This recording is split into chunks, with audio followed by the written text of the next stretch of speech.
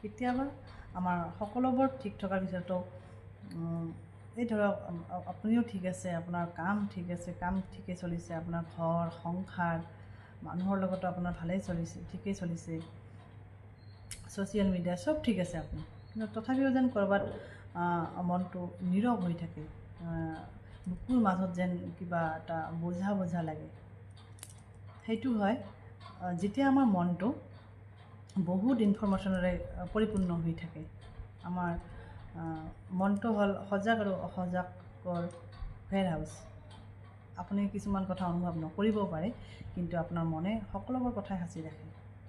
সেয়া হ'ব পাৰে কোনোবা গ্ৰীণ কালাৰ গাড়ীৰ শব্দও হ'ব পাৰে, সেইটো হ'ব পাৰে কোনোবাই দিয়া এটা উপহাস, সেইটোও হ'ব পাৰে, সেইটো হ'ব পাৰে আপোনাৰ কোনোবা এটা নিদ্ৰাহীন ৰাতি, সেইটোও হ'ব পাৰে।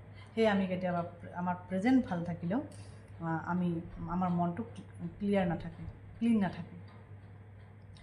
উল্টা আমি বেছি ভাল ক'বলৈ চেষ্টা কৰাত আমাৰ মনৰ ভিতৰত লুকাই থোৱা কথাবোৰ যেন গঢ়ি উঠে। আমাৰ মনটো আমি সদায় ক্লিন কৰিব লাগে। আমি যদি ৰাতিপুৱা শুই উঠিয়ে পজিটিভ এফাৰ্মেশ্যনেৰে দিনটো আৰম্ভ কৰোঁ আৰু ৰাতি যেতিয়া আমি শুবলৈ যাওঁ তেতিয়া আমি নিজৰ মনক ক্লিন কৰি নিজকে পজিটিভ এফাৰ্মেশ্যন দি শুওঁ, তেতিয়াহ'লে আগন্তুক দিনবোৰত আমাৰ মনটো শুদ্ধ থাকিব।